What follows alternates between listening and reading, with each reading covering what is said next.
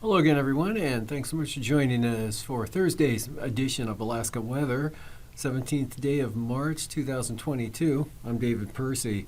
Up first, hazardous weather graphic. There we go.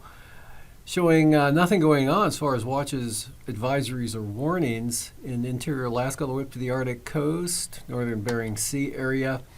There is a winter weather advisory out for the Alaska Peninsula for tonight, especially this evening, for up to 3 inches additional snowfall. That would be on the heaviest snow would be on the Bering Sea side of the peninsula there. 1 to 3 inches about that, maybe falling again on top of the 1 to 3 inches they've had today there, and winds northwest gusting to 50 miles an hour. That'll occasionally reduce visibilities to half mile or less, especially this evening, then gradually improving a little bit after midnight. Winds will come down, but won't end completely. And from there, no other watches, warnings, or advisories. Southern Alaska or the Panhandle. Take a look at snow depths. Let's see, that's up there on the Arctic coast there. 35 inches at Alpine Airstrip, and then Kaparik off to the east pointing 19 inches, Umiat Airfield about 15 inches, and then Kelly there, northwest part of the state, 29 inches, and up to 35 around the greater Bettles area. Fort Yukon, about close to 2 feet of snow on the ground there, and then up to about 28 inches at Eagle. Fairbanks International Airport came in with a 34-inch snow depth, while North Pole had about 40 inches, and Tok, 42 inches of snow on the ground. Galena off to the west there near the Yukon River, 30 inches. Nome, 39 inches. And Sleetmute, still carrying 55 inches of snow, while McGrath has about 39 inches. Chulitna River Lodge there up into the Susitna Valley, northern Susitna Valley, 98 inches on the ground. And then the base, Alyeska Base, 44 inches, but the top has 166 inches of snow there, while Glen Allen, the Copper River Basin, looking at 32 inches, May Creek at about 42 inches. Then down the southern Kenai Peninsula area, that's Port Graham with 3 feet of snow on the ground there, and then across the inlet, Kamishak Bay, Iliamna with about 10 inches of snow, none at Kodiak. And over the Panhandle, Haines about 21 inches, Juneau Forecast Office 15 inches, otherwise, 0. Sitka, Prince of Wales Island, or Klawock, Heidelberg areas there, none. And then over at, let's see, that's Hyder, 46 inches of snow on the ground there. And from there, moving on to satellite imaging, you can see low pressure dropping southeastward slowly, but still pulling the cold air down out of the Bering Strait. North winds gusting as high as 58 miles an hour, peak wind gust at Tin City today. And Kivalina on the northwest coast, looking at northwest winds or northeast winds, 40 miles an hour in gusts. Even over the interior, higher elevations, Indian Mountain, east 46 miles an hour in the southwest coast, looking at winds 35 to 40 miles an hour, 35 to 45 in gusts, and the Alaska Peninsula 40 to 50 mile an hour wind gusts there. With the winter weather advisory, you can see the banding of clouds right across the Alaska Peninsula. A little more snow showery condition for the eastern Aleutians westward to Adak. Kodiak in kind of a dry slot there. There are some snow showers around southern part of the island there, and off to your east and then off to the west. Kind of missing the area there. Some sunshine around Kodiak State Airport today into southern Cook Inlet. And then the clouds have brought the light snow earlier today, northern Cook Inlet, Kenai Peninsula, a couple inches falling at Seward, and then some rain and snow, Prince William Sound area on up into the Copper River Basin. And then kind of a showery pattern now for the Panhandle there with a heavier moisture moving off earlier today. Rainfall amounts range from about half an inch at Sitka in the last 12 hours to a third of an inch at Heidelberg and Klawock. Juneau picked up about 2/10 of an inch, but winds had gusted 20 gusts 35 miles an hour around Juneau. Those coming down this afternoon. Rain and snow showers along the North Gulf Coast areas there. And areas of light snow up over the central and southern interior, and dry and cold up to the north there. North Slope Arctic coast, staying below zero. And then the gusty winds from the northwest coast through the Bering Strait, right on down across the Pribilofs, wrapping into the Alaska Peninsula and eastern Aleutians. Much lighter winds as you head west over the western Bering Sea and the western central Aleutian areas. For tonight, you'll see low pressure swings northward slowly, east-southeast of Kodiak Island, approaching the southern Gulf of Alaska. That'll tighten the gradient up over the Gulf and eastern North Gulf coast and along the coast of the Panhandle. Late tonight, start to increase the moisture as well. Rain and snow along the coast of the Panhandle and the North Gulf coast. Finally, some moisture should get into Kodiak Island, probably mostly in the form of snow, wet snow down towards sea level. Still an area of light snow or snow showers from the northeast interior Yukon Flats, south of the Brooks Range, though, to about the Alaska Range, extending southwestward to the Kuskokwim Bay and Delta area. Snow and blowing snow, not so heavy. Later tonight, after midnight, as gradient starts to relax a little bit, but stays tight over the northern Bering Sea into the eastern Aleutians. Light winds, isolated showers for the central western Aleutian areas. Moving on to the outlook for tomorrow. That low center doesn't move a whole lot, with the front staying back to the west. Kind of trough breaks off from that center and spins some rain and snow into the Panhandle, but wind's not much of a factor. With that, could get a little gusty along the north coast, possible gale force winds, more so for the North Gulf Coast into Kodiak Island. Pretty good north to northeast winds there. On up into the southern Cook Inlet area. Areas of light snow across southern Alaska, west of the Alaska Range, Kuskokwim Valley to the Kuskokwim Mountains. More scattered snow showers. Dry for the Yukon-Kuskokwim Delta, northern Bering Sea. Still pretty windy. That gradient kind of shifting inland now, so decreasing winds for the Bering Strait and the northwest coast from what you had today, as well as St. Lawrence Island. Still a little breezy with some snow showers for the Pribilofs and the eastern Aleutians. Snow and blowing snow continues for the Alaska Peninsula. And moving on to the outlook for Saturday, that low does not make much of a northward jog, just kind of drifts to just east of Kodiak Island, slowly weakens. Snow and blowing snow with a tighter gradient between that low center, 982 millibars, and the 1,036 millibar high center over the western Aleutians. Keeps the gradient enough. Snow blowing snow keeps you in the cold air. Snowfall levels down to sea level for the Alaska Peninsula. Again, the Bering Sea side could pick up an inch or two there.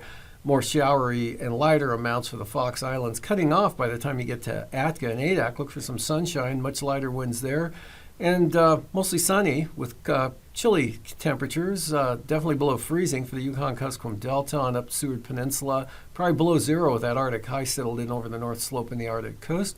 Rain and snow showers, pretty prevalent, but not too heavy. And winds on the light side for the Panhandle and the North Gulf Coast. But a little breezy there for the Kodiak Island area and south central Alaska out of the northeast with that little bit tighter gradient. And for lows tonight, in the 30s, all above freezing for the Panhandle, with 33 the forecast low at Yakutat, and down toward 10 for the Copper River Basin, otherwise upper 20s Prince William Sound, lower to mid-20s south central Alaska and the Kenai Peninsula areas, mid-teens to Sitna Valley, single numbers 0 to 5 for the central interior, Tanana Valley down into McGrath, Sleepmute, Sparivon. And near zero for the southwest coast, a little below zero, St. Lawrence Island, and anywhere from 5 to 15 below for the Seward Peninsula, Noatak Valley areas, and 10 to 25 below for the North Slope, into the Brooks Range on out to the Arctic coast. Otherwise, upper teens to lower 20s for the lows for the Alaska Peninsula, right around 10 for the Pribilofs, and mid-20s, lower to mid-20s eastern Aleutians to near 30 toward Shemya. Highs for tomorrow shaping up, staying below zero from the Brooks Range out to the Arctic coast, anywhere from 5 to 15 below. That'll spill on down to the Kotzebue Sound area, Noatak Valley to about Tin City, and then 0 to 5 for the highs for St. Lawrence Island and the southwest coast, upper 20s for the Kuskokwim Valley, mid to upper 20s there, and 35 to 40 for the highs, south central Alaska, Susitna Valley, Kenai Peninsula, closer to 40 to 45 probably for the Homer area into Seward, with Highs near 30 for the Copper River Basin, mid to upper 20s from the upper Tanana Valley 40-mile country to Eagle, looking at a high of 31, otherwise in the 40s there, lower to mid for the Panhandle, and in the 30s, ranging from 30 at Atka to 37 at Shimia, near 20 for the Pribilofs, mid to upper 20s for the Alaska Peninsula and the Fox Islands. Low Saturday morning, 15 to 25 below North Slope Arctic coast down into the Kobuk and Noatak Valley areas, 5 to 10 below for the Seward Peninsula, into the lower Yukon River Valley area, near 0 for the Yukon-Kuskokwim Delta, right on up toward McGrath and Nikolai, and single numbers, Central Tanana Valley, mid-teens as you head east toward North Pole, Eagle down toward Tok into the Copper River Basin.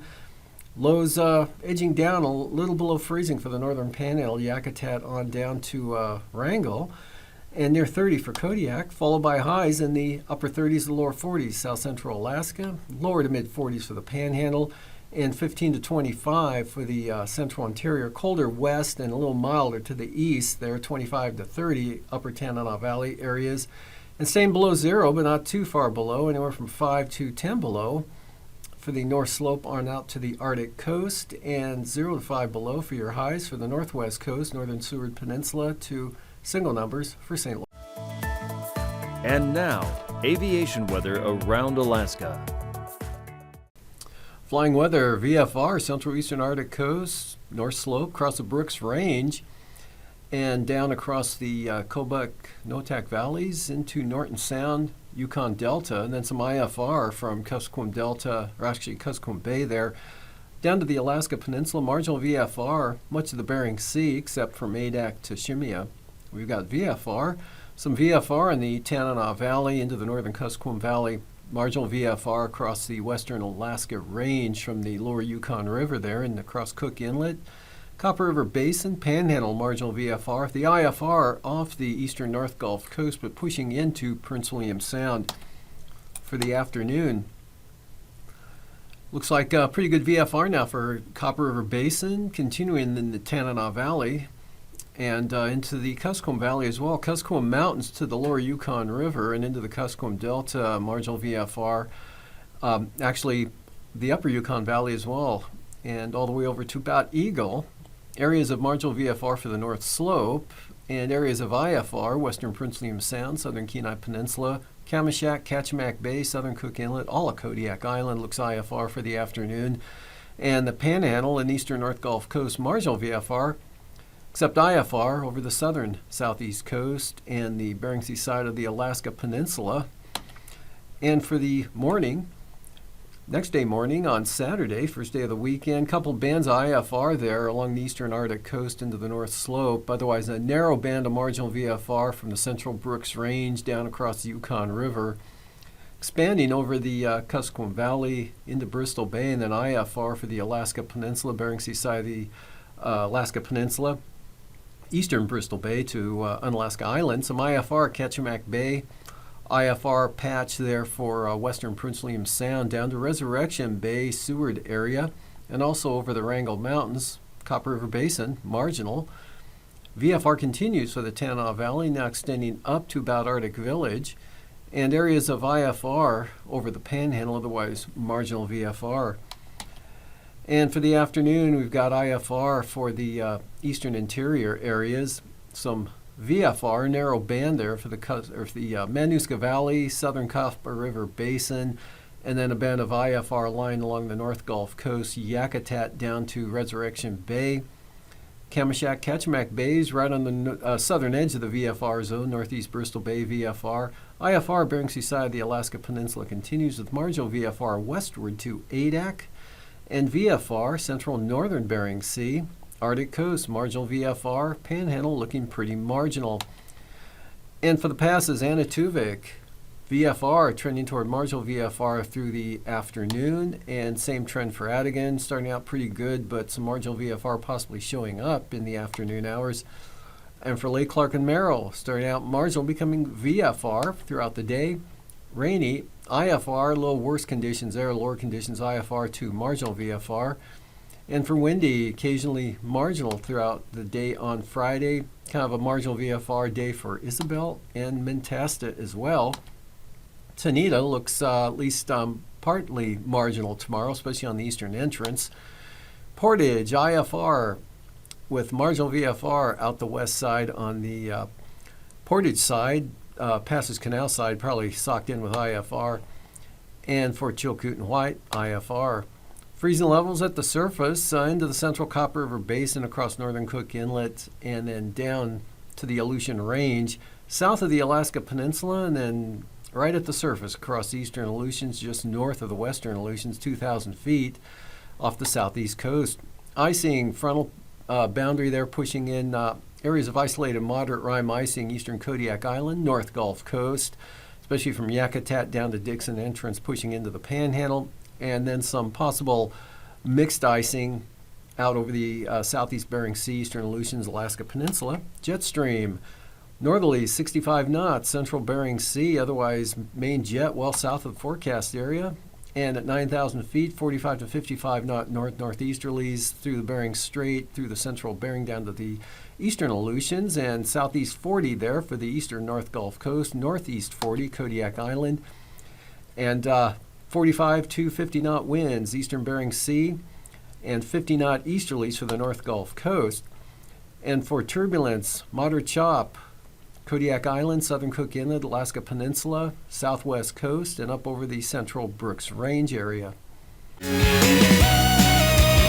Happy New Year! It's the spring equinox. Thanks for watching Stargazers. March 20th is the vernal equinox, when our sun is directly over the equator and day and night are equal. For thousands of years, the equinox marked the start of the new year, which makes sense. Spring, it means rebirth, fertility, new life. Thousands of years ago, the sun would rise in the constellation Aries on the vernal equinox, but today it rises in Pisces, and this is because of precession.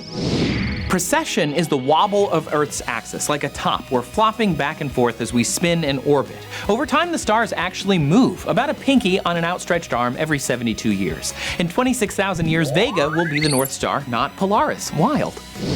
To find Vega, hit the skies just after midnight this week and look northeast. Vega's bluish hue will be one of the brightest. Enjoy your new spring. I'm Trace. Keep looking up.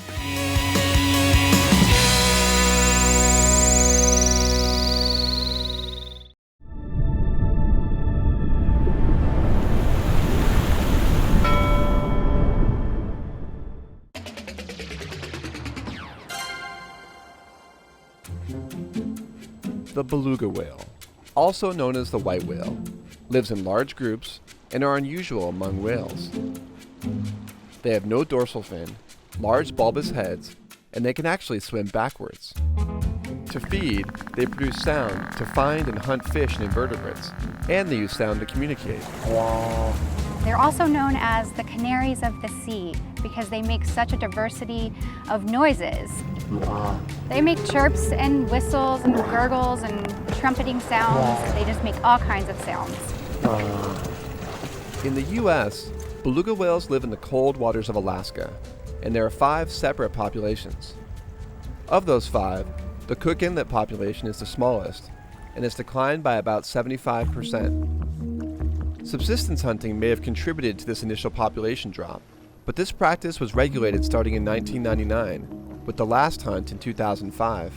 Still, the beluga population here has yet to recover. We listed Cook Inlet beluga whales as an endangered species under the Endangered Species Act in 2008, and we had hoped that the population would start recovering, but we are still seeing a continued decline. And these beluga whales are only found in Cook Inlet, and so if they go extinct, we don't think any other belugas will come back and populate this area. These whales spend most of their summer near Anchorage, Alaska's largest city, where threats to belugas are on the rise as the city grows. These may include diminishing food, habitat loss or destruction, pollution, toxins, and human-caused noise, which hampers their ability to feed and communicate. Researchers are trying to understand which of these threats may be impacting them most, but Cook Inlet is a tough place to work. It's really hostile for research. We have the strong tides, which makes it challenging for human safety, and we can't see through the water. It is very muddy, so we're pretty much limited to the part of the animal that breaks the surface of the water. And as a result, we have limited information about the specific population dynamics of Cook Inlet beluga whales. Up until recently, Information has mainly come from annual aerial surveys from aircraft and boat or shore-based photo identification surveys that use unique markings to tell animals apart. Scientists also use passive acoustics to listen for belugas, but none of these methods can detect much information about their health. So it's really been a game changer with the whole species in the spotlight designation. We've gotten more resources within our agency. For instance, we're able to use a drone to collect some aerial imagery of belugas in the wild, and we're hoping to learn some information about the age classes, information about the health status. And probably the most important bit of information that we'll get out of that is we'll be able to identify the new calves. And we're hoping if we keep doing this every year, we'll be able to get an estimate of calf production every year that will tell us something about how well the population's doing. We are also expanding upon our biopsy studies, hopefully to give us some information about sex, the individual's reproductive status, some genetic information, some contaminant loads. Public and private partners are contributing as well. Some are looking at toxin levels in the whale's prey, while others are analyzing beluga teeth to learn about their age and past diet. Others monitor water quality and how belugas react to boats, and more check to see if their behavior changes with increased background noise. All of these findings will go toward developing effective recovery strategies for this population. As for what you can do, if you're out boating, give belugas space. Don't drive right up next to them. Stay about 100 yards away. If you're flying over them, just remember that you're putting noise into the water as well, and so stay at least 1,500 feet above them. Report a stranded beluga whale as soon as possible, and that's if they're dead stranded or live stranded. The amount of information that we can learn from these animals by responding to a stranding is monumental, and it will help our efforts to recover them. Together we can help beluga whales thrive in the dynamic waters of Cook Inlet. With continued research and good stewardship, we hope to see this population grow in the years to come.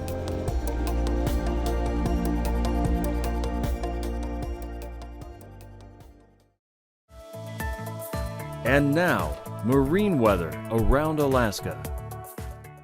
Welcome back. Look for gale warnings on the central and north coast of the Panhandle. For the north coast, east winds 40 knots, seas 18 feet. Central coast, southeast 35 knots with 18-foot seas. And then the south coast, small craft advisories for south winds at 30 knots. Clarence Strait, southeast winds 30 knots. And Stevens Passage, lighter winds in the forecast for Friday from the southeast at 20. Lynn Canal Glacier Bay, northern inner channels, light northerly winds at 10 knots. And then for the day on Saturday, south winds 10 knots for Lynn Canal Glacier Bay. Otherwise, Stevens Passage looking at a southwest wind at 15 knots. Clarence Strait, winds coming down to 15 knots from the south, with seas subsiding to 3 feet. Lighter winds out along the coast, south coast, southerlies 20 knots. Small craft advisories for the north coast, south to southeast, 25 to 30 knots, 13 to 15-foot seas. Prince William Sound tomorrow, northeast winds at 20 knots with 4-foot seas. Otherwise, good gales for the North Gulf Coast, east-northeast, 40 to 45 knots with 16 to 19-foot seas. Barren Islands, northeast winds 40 knots, 15-foot seas. Small craft advisories for Kamishak Bay and southern Cook Inlet. North winds at 30 knots with 8 to 10-foot seas. North winds 20 knots for northern Cook Inlet. And that holds through Saturday, northern Cook Inlet, north winds 20 knots. South of the Foreland, small craft advisories, north 30 knots, northeast 30 knots, Kamishak Bay. Minimum gales for the North Gulf Coast out of the east at 35 knots. Prince William Sound, small craft advisories, east winds 25 knots. And the Barren Islands, northeast at 40 with 16-foot seas. Kodiak Island, north to northwest winds 35 to 40 knots with 9 to 12-foot seas. Gale warnings from Sitkinak to Cape Sarachev out of the northwest, 35 to 45 knots.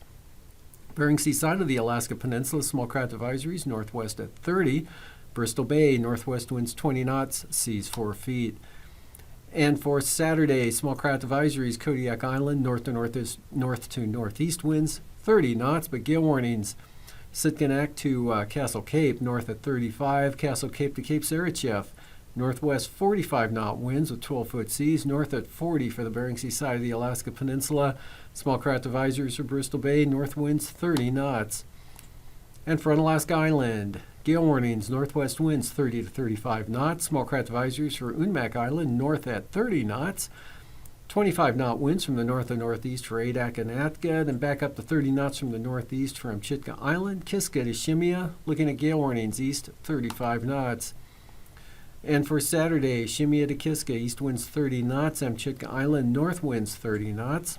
Gale warnings for Adak and Atka, north 40 knots, and 45 to 50 knot winds in the forecast for the eastern Aleutians Saturday from the north, with seas running 15 to 20 feet.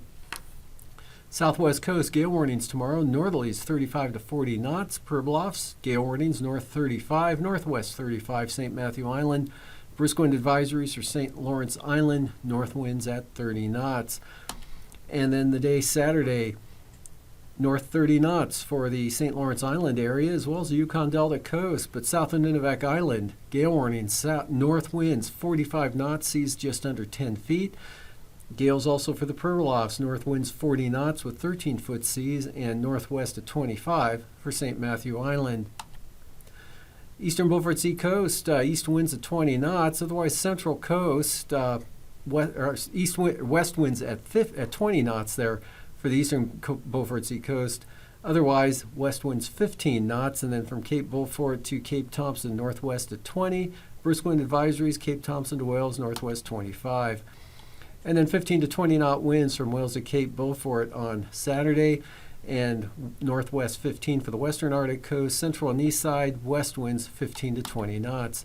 For tonight, wind weather advisory tonight for the Alaska Peninsula for 1 to possibly as much as 3 inches additional snowfall, with winds gusting to 50 miles an hour, and visibility is reduced to less than a half mile at times. Otherwise, snow and breezy conditions for the Fox Islands, tapering off to scattered snow showers to Atka. Wind and rain on the increase for the eastern North Gulf Coast and the Panhandle, Kodiak Island as well, and that continues into Friday. Rain and snow, Kodiak Island, North Gulf Coast, rain and snow, and a chance of rain or snow for the Panhandle, and dry and cold up over the northwest interior. And that holds through Saturday with the snow over the southeast part of the state and the Panhandle and Kodiak Island. Snow and blowing snow continues for the Alaska Peninsula. These forecasts are for planning purposes only. Call 1-800-WX-BRIEF for a formal pre-flight briefing. Always file a flight plan before you go flying. The U.S. Coast Guard Auxiliary urges you to leave a float plan with a friend or the harbor master before you go boating.